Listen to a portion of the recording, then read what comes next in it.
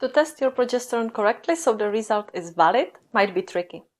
Many doctors still recommend testing your progesterone on day 21 of your cycle, but let me tell you why that might not be the right day for you. But first, let's talk about why and whether you should have your progesterone levels tested. So, the most obvious symptoms that your progesterone might need some love are spotting before your period, mood swings, terrible PMS, or trouble with sleeping. However, the biggest red flag is short luteal phase.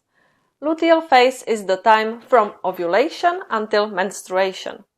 And when I say short, what I mean with that is luteal phase less than 10 days. So ideally, we want to see the luteal phase to be in between 12 to 14 days. And that takes us back to charting. So charting will be helpful here for two reasons. By pinpointing ovulation, you will know exactly the day on which you ovulated, so you will know exactly the length of your luteal phase. And also by knowing exactly the day you ovulated, you will know when to test progesterone. So, we want to test progesterone so the result is valid a week after ovulation. And if you know the day you ovulated on, then you will know when to have your progesterone levels tested. So, why many doctors still recommend to test your progesterone on day 21 without knowing anything about your cycle is still the belief that many or most women ovulate on day 14.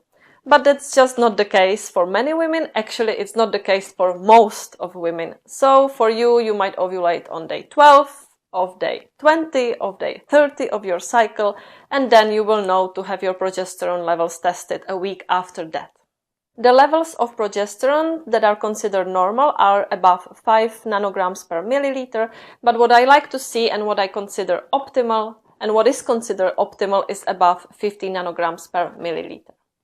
So, if you haven't started charting, it is the time to do so. I will put some links down below in the description box to my website, so if you need any help, any further support, just head to my website. I will also include some links to Instagram posts that I created on progesterone support in case you find out your progesterone is not optimal and it needs some boost and some support. Thank you so much for watching. I hope this video was helpful. If so, leave a like and do subscribe to my channel. And I hope to see you again here on my channel soon. Bye bye!